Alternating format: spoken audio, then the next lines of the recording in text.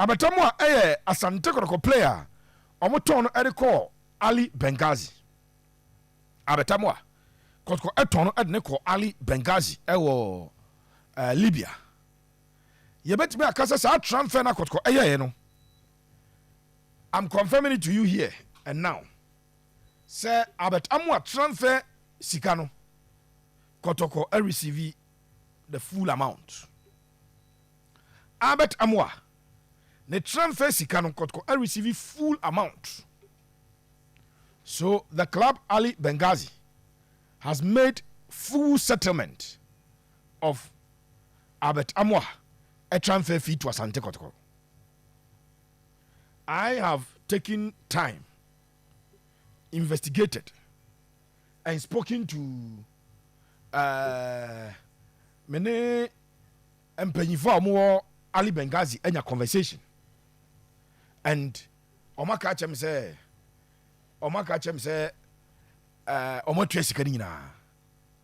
My sources at Kotoko, and so I confirm that Chem say, Oma receive Sikanina. Etine Bimu Ebuzaze Pepe. And I'm going for ya ton play Amoah ske yes my ye now Omodi Abetab Ebe one ya na and go for Oma Sika deal. I'm confirming it to you, sir.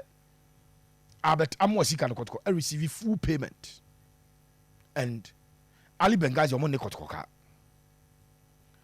Now Ali Benghazi omu coach na or recommend my to Amoah no. Oma Saki coach because the coach could not make it into the top Omo league in zones. It is zonal championship no boy no. Zonal championship no boy no. Enya dia omo team no qualify here. And based on that, and omo take decisions any here. Omo top players ni nyina no. If ombenya loan move at the Amoah, ombema players na akobo loan. Pacho team ko boni yipa. Omo top players ni nyina no. The ombenya loan move at the amane piano. Ombema na akobo. Now in fact, the current coach no wakache board ne say anasa management ne say onyada Abetamwa buntie nkobo ni yipa.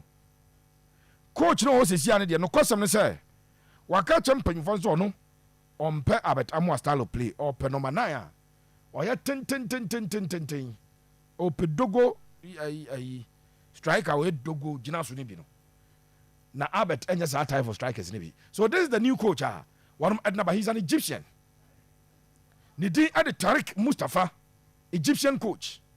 And as I say, I'm a fan of our club and nidi ade Al Angli Benghazi. No, actually, most Ghanaian players, I'm call North Africa.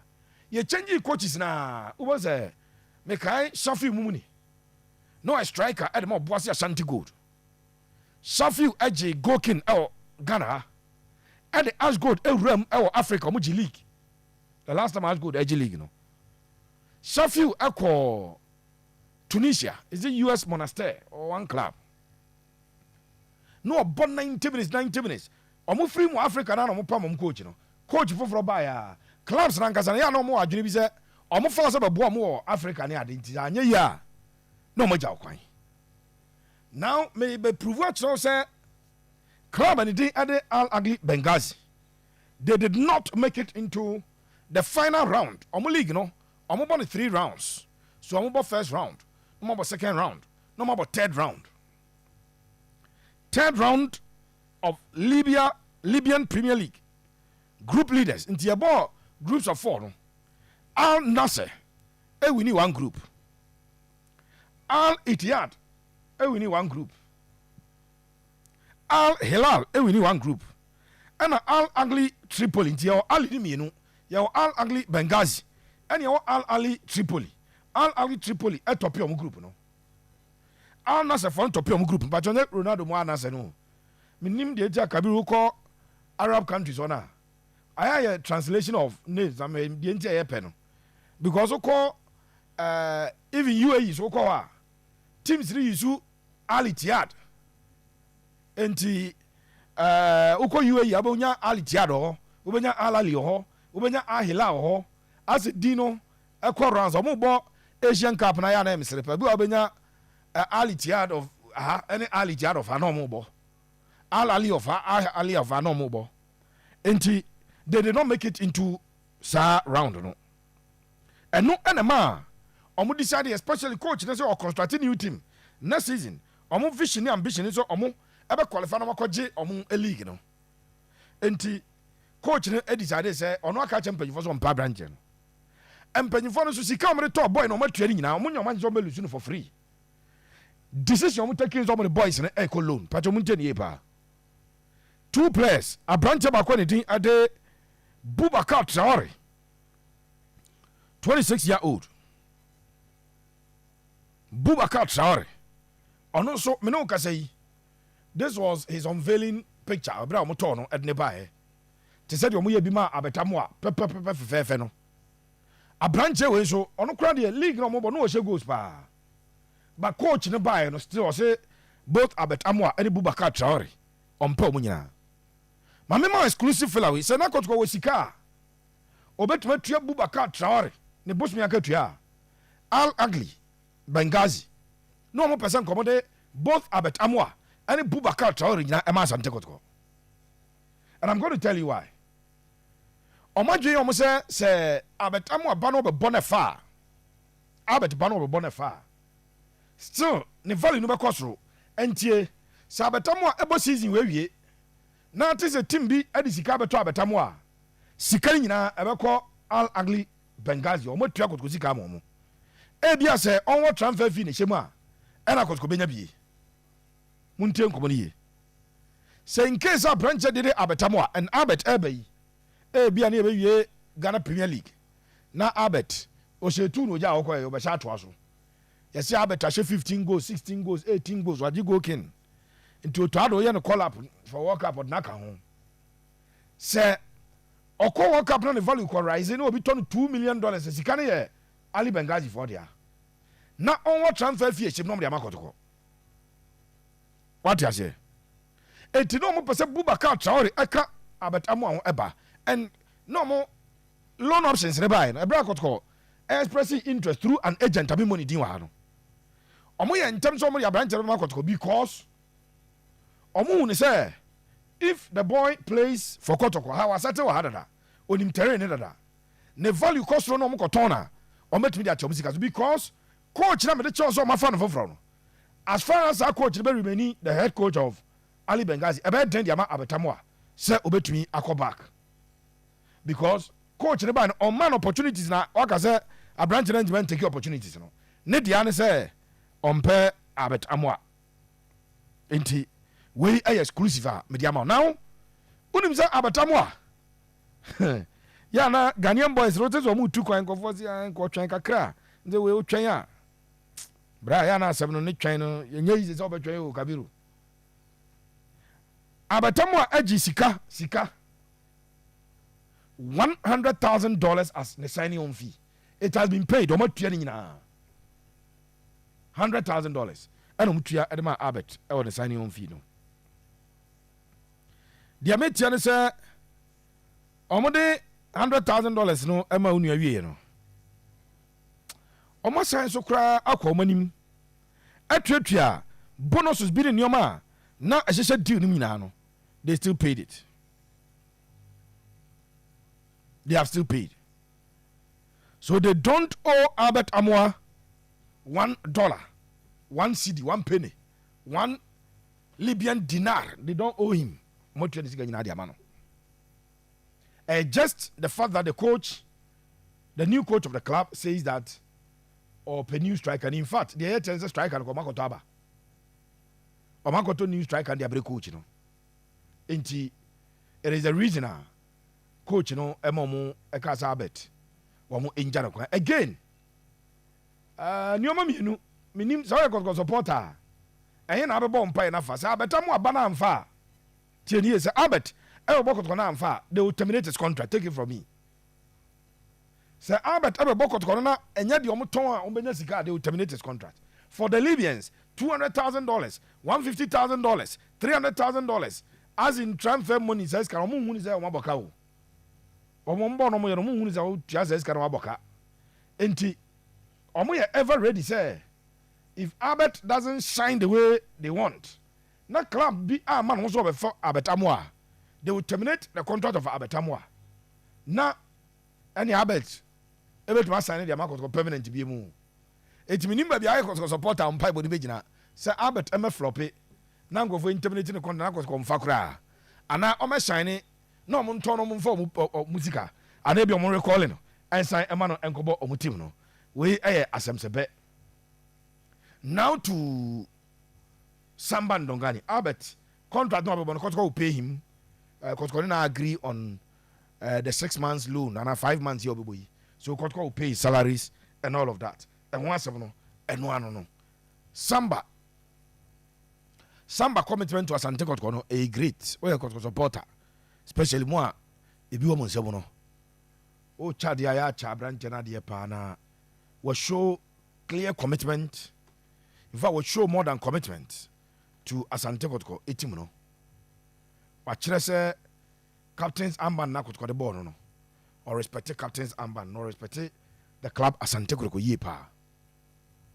Yeah, cause and not ni pere be adwom say Samba will move to Accra and go and wait on a course. A call no bane toma. Otilong nanka pabam. For the next available flight, I be call Dar es Salaam, Tanzania. Makacho says Samba agree on personal terms with Simba FC of Tanzania. And younger ne Azam common kwa di DBM because ye twemu. But Mami Kacho says Samba ends a pre-contract biya. Matiti bizango foka. He has Samba sign a pre-contract. It's a Kotoko man Tona and you Samba on signing pre-contract with any team. On far paper a pen secret as an agency, no, and signing pre-contract beer on behalf of Samba Ndongani. He has not signed any pre-contract. The attorney said he has found an agreement with the club for a 2.5 year contract. I think sir 3 days ago, on Friday, Mekacho said Samba a 2.5 year contract. About half season a year, no one 2 more years. And speaking to a top journalist in Tanzania, or say the entire Ebimo of the opinion say Sekotoko Samba $200,000, $300,000 per some ton. They are very optimistic that if Samba plays 1 year, Samba about 1 year Tanzania League Ombet Maton for over $1 million. Now, let's use the example of Stephen Dise Mukwala. So Mukwala, if you are Asante Kotoko, I joined the same club Simba, but they are joining Simba on a free Samba Kaya. At the time of Mukwala, Kotoko up Bomodia offered $3,000. In fact, Kotoko were ready to pay $3,500 to $4,000 a month at that time. Simba for a man basic salary. Till Simba a man basic salary of $8,000 basic. Ni bonuses and then your money nyana e bia no ababeka ho. Na basic ni $8,000. So because of the $8,000 home proposals on the man no. I say na dwen Kotoko kan bia. Na pen kraye bia. Enya dia. Mukwala este na mobeka ya. Simba eton Mukwala edneko. I think he's in Libya. Can you check for me? And omoton ednako no. Omoji 1.3 or $1.5 million. Sika omunya no. Stephen Dise Mukwala ebra o free Simba no. Sika omoton omoji e no. Enti Simba for no, they've been told by 2 agencies Samba ni a player so for Samba na they can sell Samba for between $1 million and $1.5 million if the performance no how do work to no e gina sampo na se e bia meka ho a that is how much they can sell. And that's exactly what Mpanyifona ka e dia branch Samba and Simba is Mpanyifona. Now Simba for no a problem nie. Dientia me say Samba to Simba is done deal. And that agreement was found as far back as Thursday. And we here. Thursday. Samba salary obejino tie ni basic no I was through change the $8,000 Mukwala call from the man no take it from me. The salary is bigger than the $8,000 offer at the man Stephen Mukwala. Samba man signing on fee for the first 1.5 months. For the first 1.5 months, Samba ebeje sika. First 1.5 years, Samba ebeje between $120,000 and $150,000. And they only need you. Samba ebeje between $120,000 and $150,000. That is how much they will pay to Samba alone. The eba Samba Kotoko, I don't know. Enti Samba bet me aje that much from the Tanzanian club, and that agreement has been found. It is done. Now it is between Kotoko and Simba. Kotoko and Simba. And Makacho said Kotoko, at this point in time, Kotoko need a lot of bargaining power.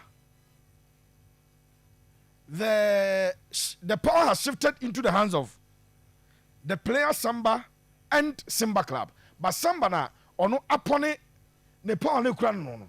E dia Kotoko se be ya Kotoko benya sika. Enu ntinam so ya Kotoko panyini. Ya bi wo nsam ya mu che bia ya mu fama boy na oyin papa. Mo pekwa mo pass asema ne kura mu. Ko bon bo ba da ache a. O de omra. No ma ya Kotoko adwuma se coaching o se die o. This is a player who is committed to Asante Kotoko. Sanka Samba players na to say lamtemwa. Mamenka we ka. Samba ndongani. E decide so be join you for free. On any signing on fee no e be free between $120,000 and $150,000. Akojina between $150,000 and $200,000. That is how much they will pay to him. And to see come on the 12 free Kotoko no. Omo di be ka ho e dia Samba say wo $200,000. Na yam for free. Nyame atoma after 5 months. But Samba say negotiate and buy me, because if you don't, I will extend my contract with Kotoko until they sell me and make money. I say how same way. I asema as a share Ghanaian players no. Motias say o tiasia na wabama team na sika na very important, and the bia yana makai na my former House of striker or a former under 20 under 17 or captain under 20 was our captain house crowd Ebra has ever torn my heart to akọ Norway na the contract na my heart to extend 6 months at my house, and a Norwegian club no ever torn from House of at least $100,000, $150,000, $200,000 na house nya no na enough. And a branch of the thing a day, Mahatma, me sure say, anytime be a person training about and Caribbean, the supporters will embrace him with open arms because of that particular thing. Or you know, a idea a so supporters in any power. It is Samba, assembly baby. I could just say, yeah, the board of Simba FC, a much immunity 2, and now no more board meeting Thursday, no, and Friday in a much. Board members LBC player a kind of 5 months na the contract and then a moment this can be in 120,000 I pass the man no yam fanko 200,000 and I am fanko 150,000 nasi kan ye ko tuama Kotoko $150,000 and I 120 no yenya eno till logical reasoning. If we can get the player for free, all barankas and omo man signing on fee by $120,000 over the man. Near Sabetua, another $150,000. I'm Asante Kotoko. O couple more $270,000. And movie said I be. Sa $270,000. Young from 150,000 and from a Samba no. Near Chocot, the nice year service car by 120,000. And I say, Modiamo Payan Koma Samba $170,000. Near $700,000 for the club. This is the discussion going on. Tanzania. Etiama board no emu achemi no. we aye Simba omo eko omo annual general meeting no eti board members mpanyifo a wonom ehwe team no so no na Kabiru a display omo ewo page no so e de amount no so baby an komo ni gina sesia ne say Sanka Samba a player on the original no kwa no ho a enka the $120,000 $100,000 bet me jampia ko 150 170 or even probably $200,000 everybody in nsem na Kotoko enya zero. That is obeba no contract na wie but Samba is insisting say Kotoko benya sika bi eti ya twan e kira final ya transfer na close wa ha but me Tanzania dey close here ebe close at the end of the month of January enti womo ya nkakran he kira no they will communicate their final intention to the agency. The agency will communicate same to Asante Kotoko. Be a normal offer Kotoko $100,000. Now Kotoko pay 150. Be a normal teso the about 100 and now 120. So Kotoko Jia Samba at the Nibichim Ewo Tanzania. No Kotoko Akusia Kai at the Amoah Simba. We Asante Kotoko transfers no. It's a January transfer window ni bi no. Kotoko Efa Prince Badu Isco Heat Kotoko Efa branch de Yakubu Dogo Ena Kotoko Efa Albert Amoah Edna Bekao.